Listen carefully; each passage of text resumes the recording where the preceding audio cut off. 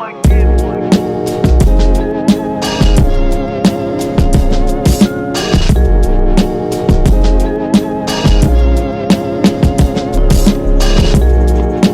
Fems, and welcome back to Femininity by Rachel B. I am your host, Rachel B, and tonight I have a very special guest. His name is Teal. He is one of the most brilliant minds I've been able to sit down and speak with. Teal, welcome. Hey, how are you? How are you, Thank you Teal? so much. Thank you for being here. I know it's late, and you taking time out for from your family. I appreciate you being here. The pleasure's absolutely mine. I'm really excited about this. I'm glad, Teal. So last week we were able to sit down and talk. Well, not sit down and talk, but over the internet and sit down and talk. Yes.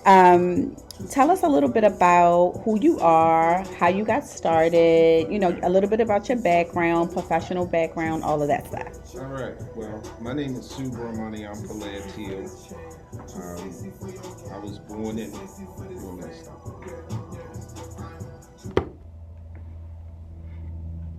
All right. Oh, right now we can hear. All right, good. All right, so let me start again. My name is Subramaniam Teal. I'm the son of Robert Teal and Sylvia Teal. I grew up in East Baltimore City.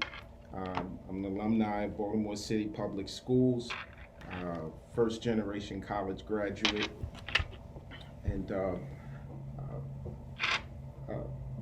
attended Southern High School, which was a really, really powerful experience for me. Southern High School. Yes, Southern High School was a powerful experience for me, particularly because during that time, most young people were either in athletics or in the street where I came from. Young men. If you were on a success path, you were probably walking along that path. But I had some teachers and some counselors who saw that I had a gift, who really encouraged me to just pursue going to school for academics alone. And that was a blessing. I love it. So, ladies, if you did not get to witness the magical event that me and Teal had, I mean, we touched on so many different topics, so many different important topics, and I mean, I was just blown away. The people that were blessed to be able to attend the live that we did, I mean, Teal really dropped some amazing vegan chicken nuggets in that particular live that we did. But you know what? We're going to make up for it because we was not able to save that live. A little bit of a bummer, but it's okay. We're going to have an amazing conversation today. Teal, a lot of my community, my girls, they are looking to get married. They want to get married. What is the secret sauce? Boy, that's big. I can speak for myself. We're just gonna dive right in. Yeah, speak for yourself. Let's just let me dive right speak in. For myself. Just I dive think in. I have a very unique story and journey as it relates to the most important relationship that I've ever had in my life, which is the relationship that I have with my wife. Okay. My wife and I met at 15. She was 15, I was 16. I went to a dance. She went to Poly, so Poly had a back to school dance. I went to the dance, met the love of my life, and I knew that it was something special immediately when we connected. Well, how did you know that was the love? She was that person that you was going to spend the rest of your life with. Like, I want to know about her hair, her eyes.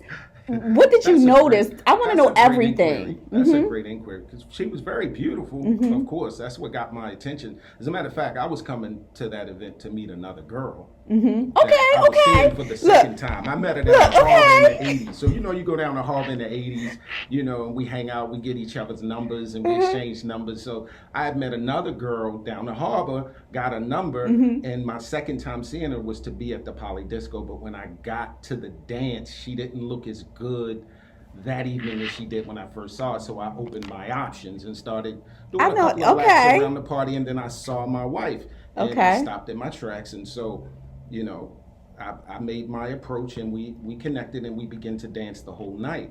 Now, the interesting thing about that story was she was not as interested in me as I was in her. Mm-hmm. So at the end of the night, when I asked her for her number, she was like, I don't have a pen. I don't have nothing to write it down with, you know. But Okay, I so was Teal, persistent. Yeah. please, I want you to walk us through the moment you saw her and was like, her.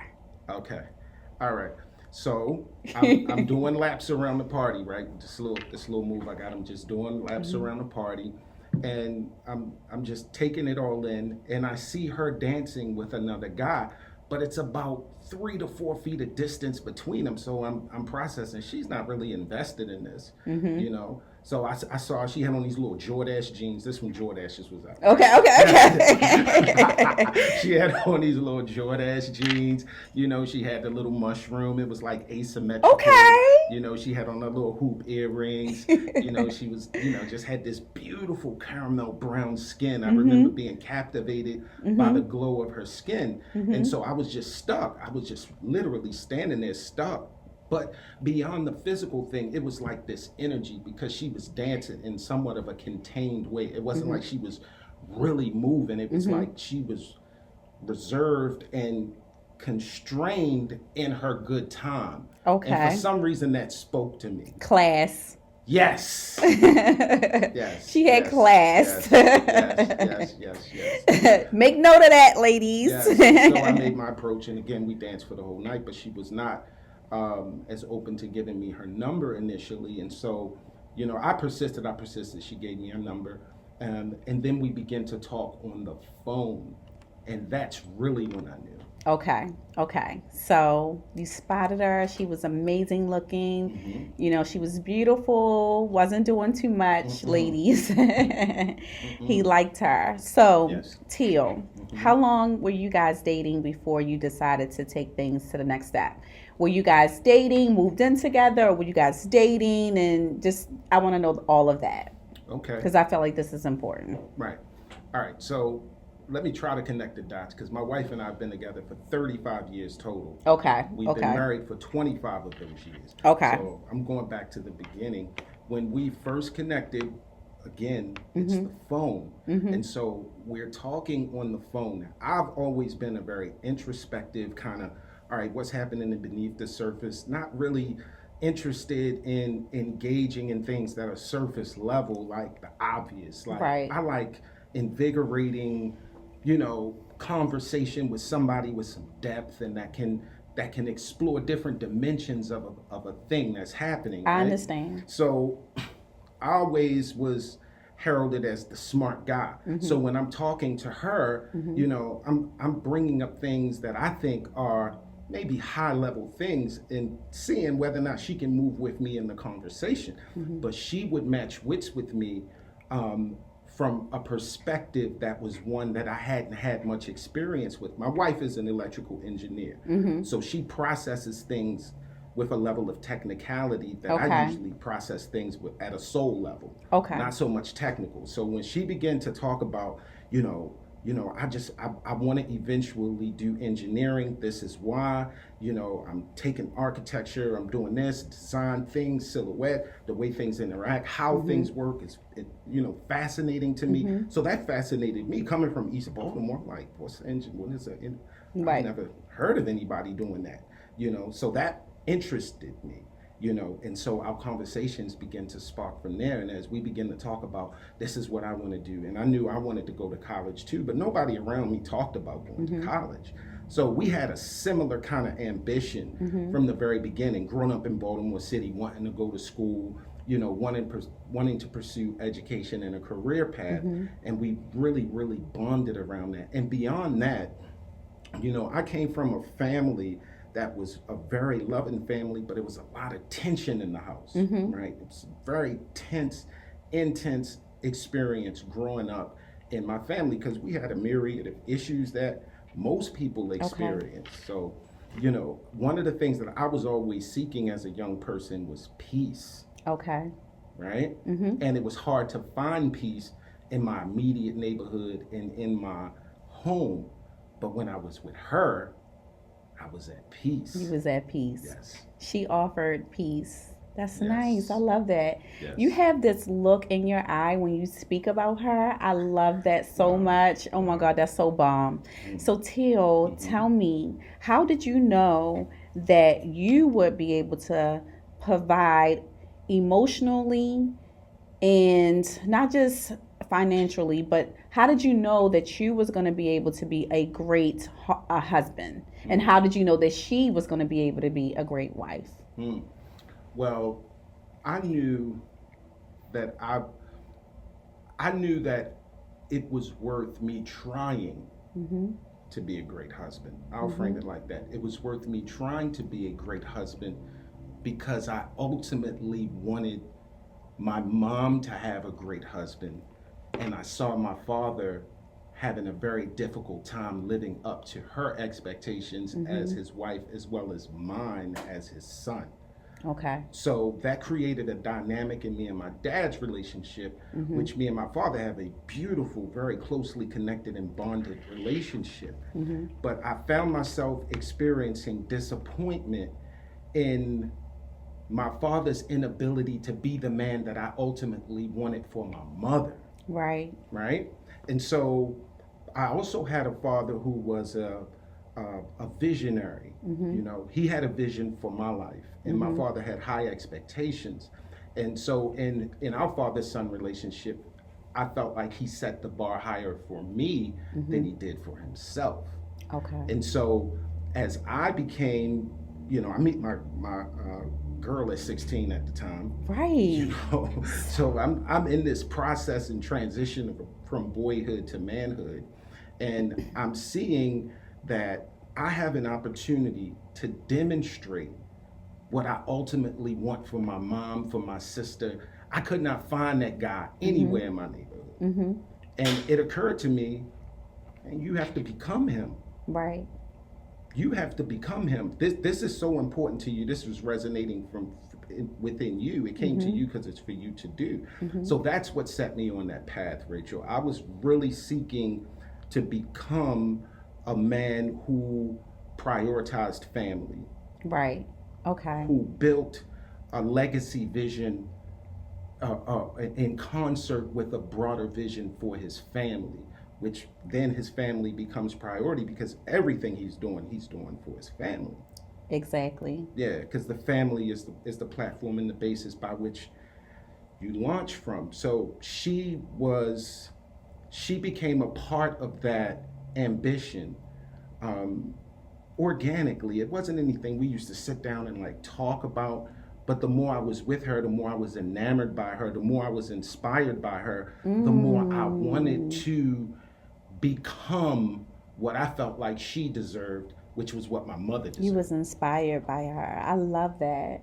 Yes. So Teal, tell me, okay, so just myself, right? I'm just trying to process being with or even still being interested in someone when I was 16. Like, I'm like, wait a minute, 16? No, right? Yeah. So you had to be very particular, I would say, of a person, very serious of a person to just say, this is who I am zooming in on, and this is what I am going to do. Right. Do you think it's possible, or do you think it's possible to meet your soulmate that young? Because that doesn't happen for everyone. It doesn't. I did. It does. So I know it's possible because it happened to me. How often do I would say, let me change the question. How often do you think something like that will happen? And I think it happens more often than we believe. Okay. I think the issue is not that we don't meet our soulmates. The issue is we're not prepared to become what that requires. So the relationship can't sustain. It can't sustain because everybody wants to meet their soulmate, but everybody is not as eager to become the person that it requires in order to sustain a soul connection relationship. You know, that's what I've seen. For my wife and I, meeting at 16, having that soul connection, and growing together required us to have to sacrifice at some very deep levels. I want to kind of tap into that because I was going to ask you, because at 16 and being a, grown man now, Yes. You had to become several different people. You had to, evolve, into several different people. And that means you two had to become several different people together and still grow and still, what's the word I'm looking for? Match each other's levels. How did you do that? How? All right. So let me try to use a metaphor to explain. Okay, that's fine. Because, trying to put words to it, but all right. So this is the way I see it. Right. We all are human beings who are in this perpetual development and growth process. It happens from the very beginning, from the point that you take a pregnancy test and realize there's a baby coming. That process begins, right? Right. And so I'd like to liken it to a womb experience, right? So if you find out you're pregnant at the early stages of the pregnancy, the child is in vitro and the body is giving that young early embryo what it needs in order to survive, right? Okay. All right. So women, at each stage of pregnancy, that developing child needs something different. So the body has to adjust and adapt to create a conducive environment at each stage for that child to continue to grow and develop. One of the things that is a surefire way to ensure that child will not make it is by creating a toxic environment in the womb. Anything that is toxic causes a threat to the very life that is growing, right? Exactly. And so as we're born into the world, we leave the womb and then we come into a family for that developmental process to continue, right? Now, when that child lands in the family, the process continues. If there's toxicity in the family, if there are things that are unhealthy, if there's bad communication, if there's not enough care and attention, that's going to affect the growth of that child, right? So we move from family to now you're grown and now you meet somebody and now you're going to create a family. So in our development, we go from the womb to the family to whatever partner we choose. And if you land in a relationship with a partner and there's toxicity and there's not a conducive environment for love to grow and evolve and for you to continue to develop as a person, it's not going to work.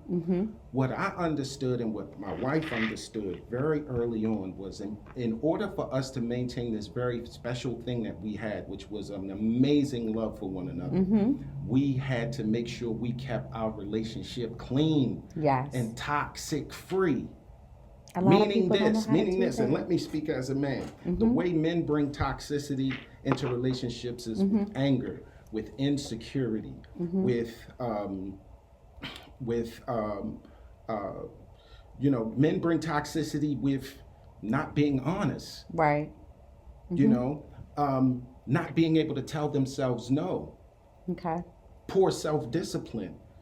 These things create circumstances and relationships that make women extremely uncomfortable and make women lose trust. When a woman loses trust for a man, but the man still has the expectation that the woman is going to continue to give him and do the things that he wants her to do, it's not a realistic expectation. And so his expectations aren't being met, her expectations aren't being met, and it's hard to sustain. My philosophy in my marriage that I know my wife shares is the best way that we can preserve the love we have for each other is just not break stuff. I love it. I love it. So Teal, I'm going to ask you a couple of questions that I know the viewers want to know. I asked Teal, one of the Fems in the group, in the community, asked a very important question. And I loved his answer so much. Teal, can you tell us, what is marriage? And what does marriage mean to you? Hmm. Marriage is the most important institution, family institution that we have available to us, in my humble opinion. I'm speaking of my life and my experience. It's the most important institution that we have. It's the institution by which we form family and we bring forth the future, which are our children, right? And so, what marriage is, I think we've romanticized marriage. I don't have a romanticized definition of marriage. Marriage for me is the institution by which we create a healthy environment for love to exist so that we can create a circumstance by which we can bring forth fertile fruit and good fruit, right? And so, in order to do that, it requires a tremendous amount of sacrifice. It does. And that's what that's where the struggle begins in marriage, because marriage is about something greater than your individual self. If a marriage is going to work, in my humble opinion, it has to be a selfless process. There's something that you have to esteem higher than yourself in order to stay in it and to stay healthy in it. So I call it sacrifice. And sacrifice is simply this. Sacrifice is sometimes doing things that you don't like you love to do it. Right. Or sometimes having to give up something you love to do for something that is greater than you. Right. I love And that. so I liken it to, when you get married, you got to be willing to die. Whatever concept that you have fostered about, all right, what would be ultimately pleasurable and ultimately fulfilling for me and me alone, that cannot sustain in a marriage. Right. Because a marriage requires you to work collectively with your partner to define something new that works for the entire family. And so some things that I used to love to do, I had to give it up because it just didn't fit my family. It didn't fit what I was trying to do for my family. I mean, we can't do it all. So would you say, I guess what I want to know is, will it be safe to say you cannot be selfish? You have to be selfless in a marriage. Yeah, and I think it works even better when you have two people competing to do that. People compete in marriages around a lot of stuff. But me and my wife find ourselves often competing with who's going to... I love it. Competing, who's going to make who's happier. No, it's not you today. It's me. It's not you. It's me. I love that. I know you want to go there. Nah, babe, I know you want to go there. No, but that's cool. I'm cool. Let's do... No, let's... I love that too. This banter that goes back and forth that we run into that often, because each of us is always trying to create the best scenario for the other person. So if we are crossing each other, it's usually in an attempt to try to take better care of the person and to give something up so that person will have what they ultimately want. So Teal, the next question, what do you think it takes, and I often hear people say communication, so we know that's the number one thing, right? Give us 5 different things that people need to have and continue a successful marriage or relationship. Okay.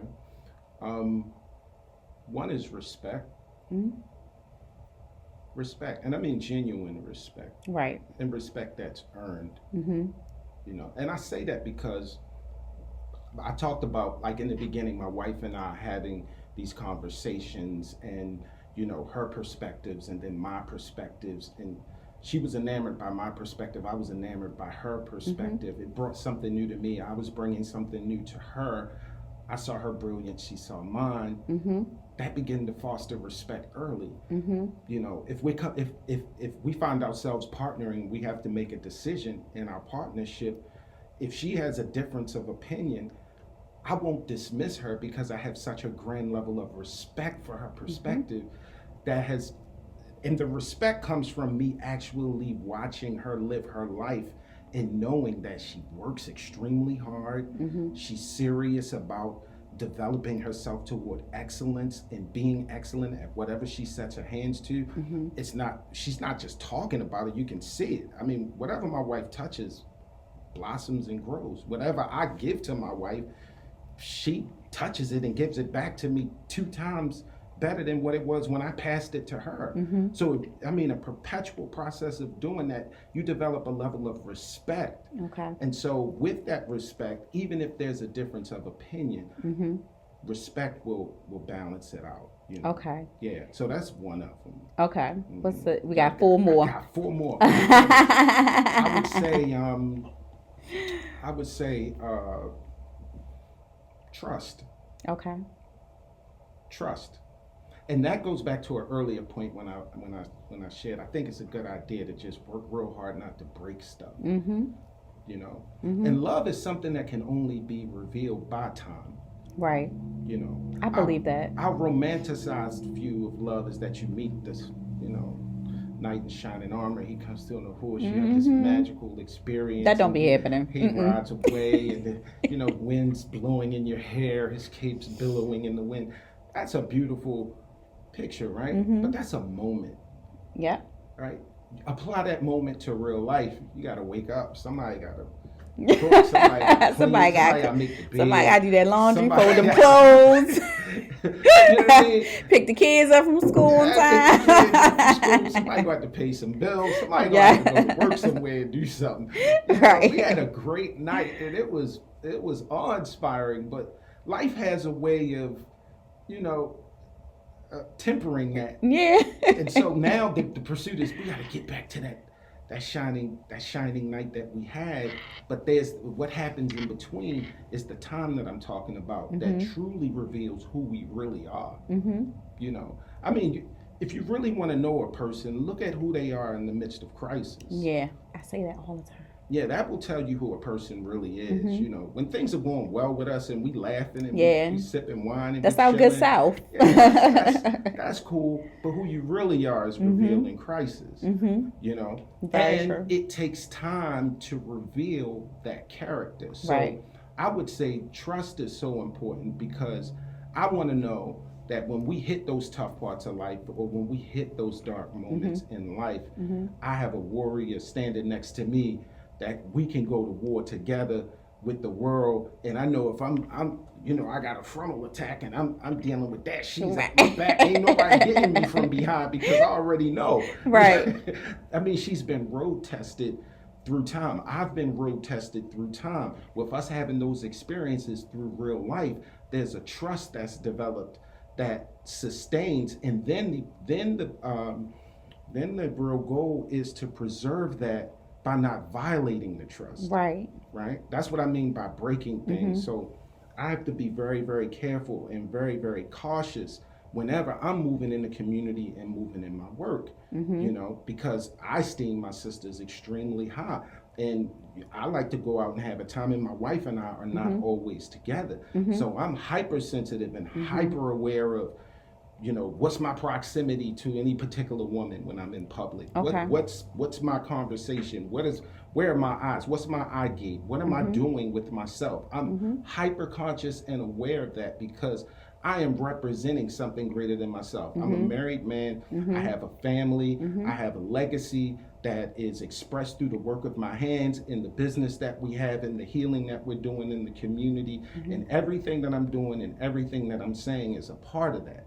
So I have to be aware at all times. So even when I'm not working, I'm working. Right. That's a part of the sacrifice that I made in order to lead by example and to model these things that I'm talking about. And it's a good way to make sure you don't break anything. And also just go straight home after work. Just go straight. Is that hard? That is not hard. Just go straight on home. That's all you got to have. You a good time. Have your little cocktail. Talk to a few people and go straight on home. That's all you got to do. Okay, Teal. So I'm going to give you a break because those was good, okay? All right, so Teal, how important Or is it important? Because I hear this a lot. I talk to a lot of women. Like I have a lot of conversations with women, and it seems like relationships are based nowadays off of pleasure. Yeah. How important is that in a marriage? Pleasure is very important. We need But that. to what extent, though? And when I say that, I mean, some people get married just because they want to have good sex. Some people get married because they just want to, be a housewife or, be well taken care of. Some people just want to travel. Some people just want kids. Where do we kind of like draw the line? Because everything in a marriage can't be always pleasurable.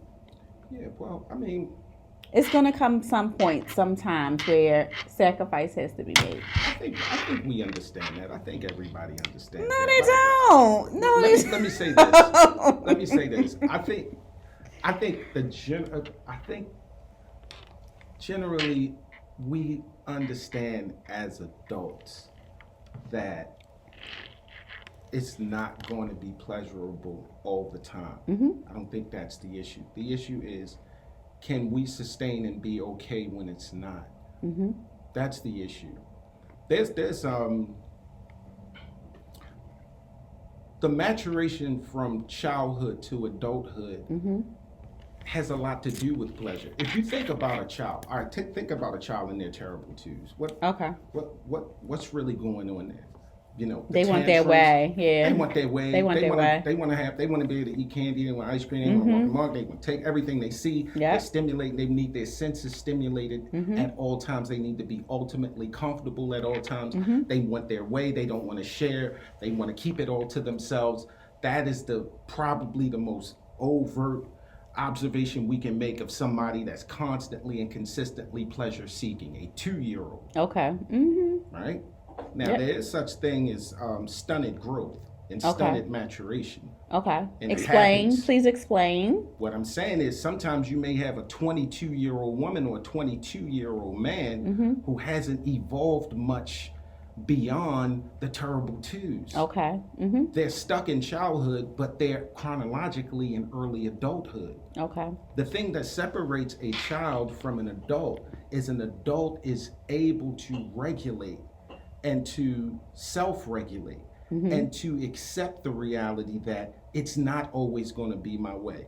I'm not always going to be comfortable. I'm not always going to be ecstatic. It's not always going to be an amusement park experience because in order to fully actualize into an adult, you have to experience and endure hard work. Yes. And that's not in vogue anymore. It's not. Okay, Teal. So let's switch gears a little bit. Now we talked about happiness in marriage, the good steps in marriage.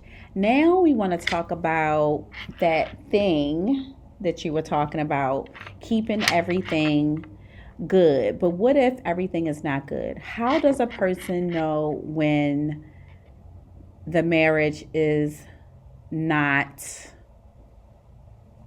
I don't want to say right, but it is not healthy and it's time to move on? I think you know when you know, right? We have audience, your audience is predominantly women that you're speaking to, and I have it's really important to me to highlight for women how powerful their intuition is. Okay. And how important it is for women to use their intuition as a tool as they navigate things that are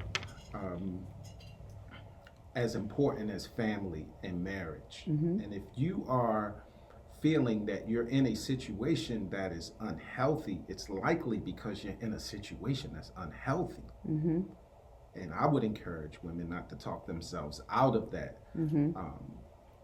out of that thought, out of that feeling, because it's necessary and it's important for you to be aware when things aren't right.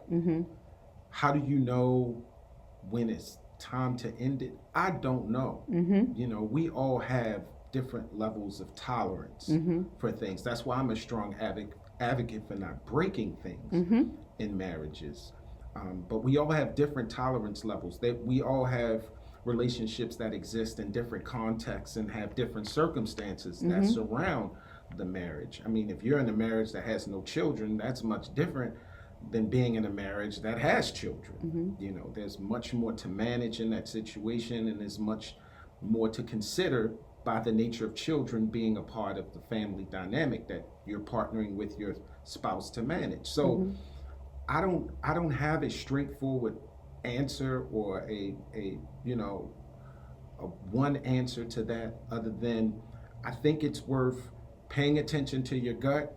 I think it's worth, if it's not working, looking for help and asking and reaching out for support to assist you and your family with working through what might be some difficult things to work through. But you have to make a decision when is when.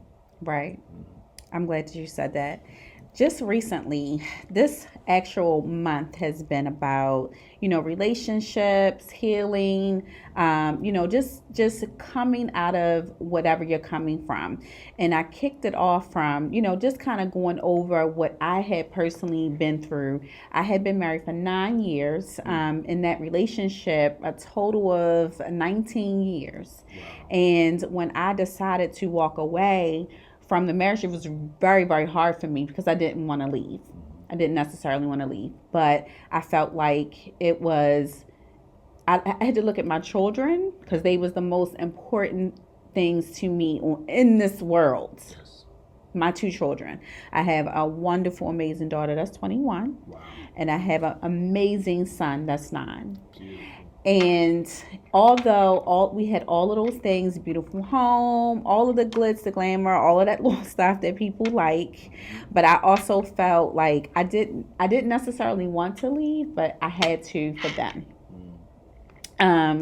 And with me being a little bit open with that part of my life, as I'm not an open person like that, but me being open with that part of my life, it drew in a lot of women asking me questions like, Rachel, oh my God, they was just pouring it in, and it was just overwhelming for me to read certain things. I was getting DMs, all kinds of things. And one thing I can say that I noticed that women don't know when to walk away.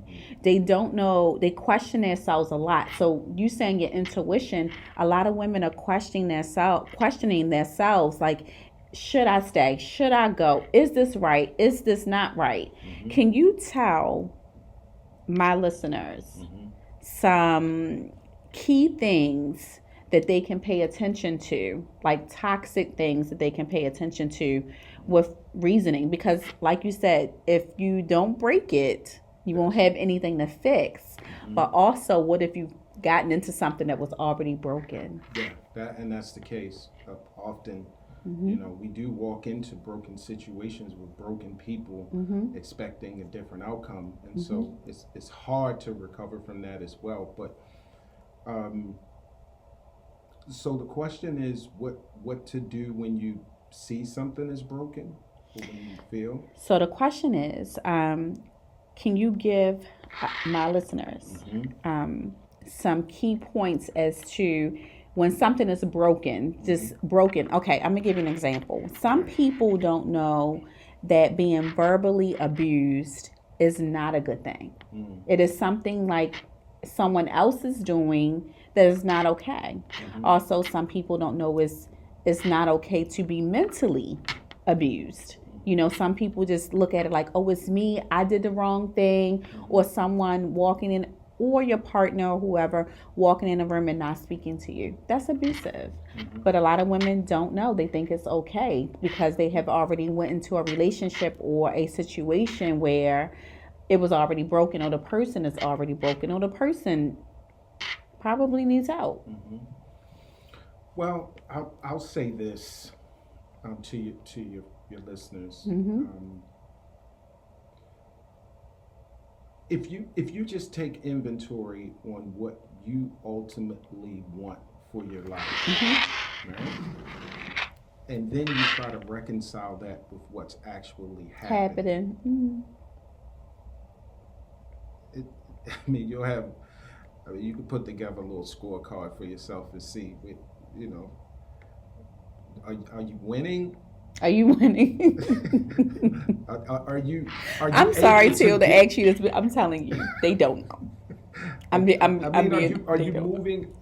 Are you moving or inching closer to what you ultimately want, or do you even see a path to get there based on what you're currently in? Do you actually, if you're honest with yourself, do you see a path to get to where you ultimately want to go with what you currently have?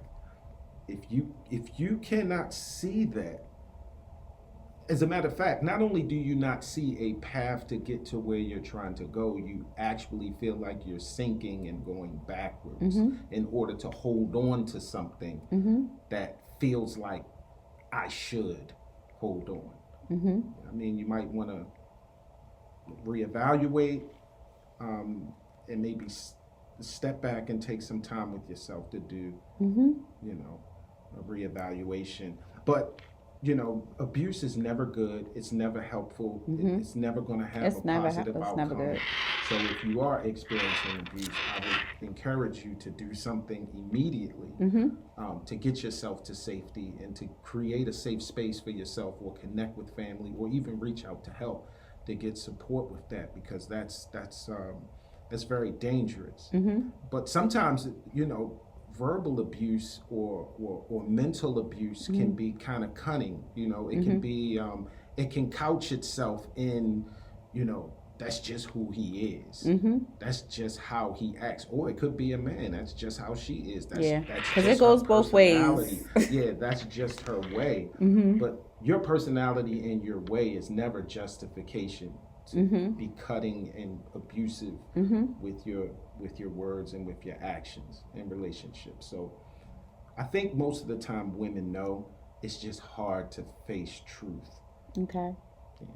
So ladies, Fems, Teal has given us some amazing pointers and things to think about.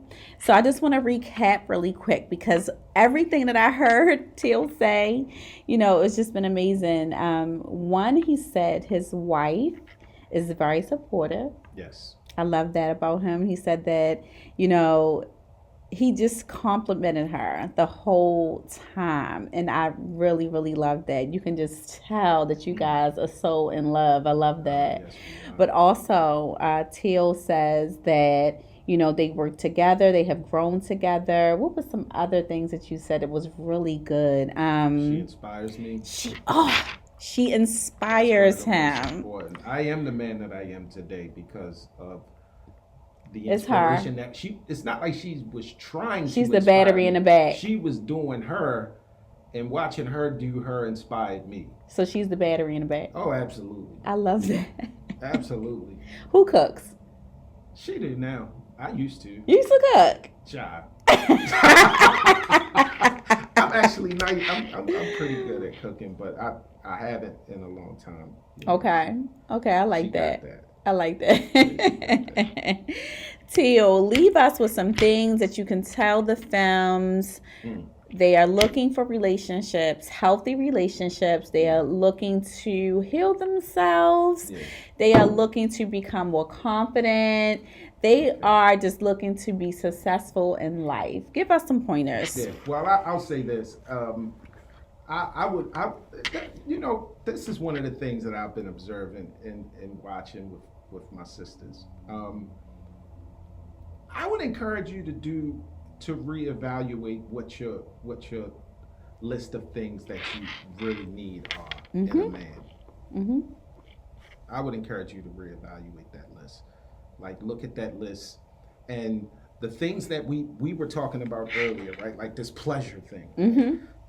I would say pay attention to those pleasure things that's on your list, and then really evaluate. When I asked you, I really wanted you to go into it, because I feel like some of this stuff that's happening is not really realistic. Yeah. And it's just like everyone is looking at like social media, and some of these couples, ladies, I just want to say this, right? Some of these couples on social media, they get paid. That's their job, to make everything look as good as possible. Like, so, I really don't want my ladies to compare so much. Really, like you said last week, mastering your energy and becoming who you want to become, I'm telling you that energy will follow through. It will follow back. Whoever is out there for you, they will come and find you because you have mastered your energy. And I agree. Yes. Yes. I agree. Yes. I agree. So, thank you, Teal, for being here. Thank you, Rachel. This is great again. This again. It's been a lot of fun. I love it. I'm so mad I gotta go. We have to keep doing it. We have to keep doing talking it. About these things, they're very, very important. We need these conversations, and I'm just excited and happy. I'm excited too. So listen, ladies, Teal and I will be doing a live. When are we doing this live? I think it's. It's coming up. We have a live scheduled. I don't know what day. I know we said Monday, but both of us been really busy. But me and Teal will go on live, and we will be answering some questions for you ladies, so we can talk about like mental health and get Teal's professional opinion on a lot of issues that you guys have been asking. I wanted to kind of dive into Teal's personal side and get his vulnerability to come out, and that was really, really good because he's a good role model. I'm sorry, like he's been married for 35 years, and he 25 years. 35, yes. I mean, and he's still in love with his wife. Absolutely. I love that. Fems, thank you for being here. Thank you for listening. Teal, thank you. I appreciate you for being here. And we have to do this again sometime. All right, Fems, thank you for being here once again. If you have not joined my text group, please make sure that you do. I always forget the number.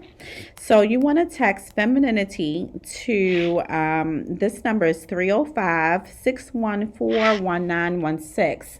That way you'll be able to get daily affirmations, updates, all that jazz on what we're doing, what we have coming up, new interviews coming out, all of that jazz. So think again, ladies. I'll talk to you guys soon, and that's a wrap.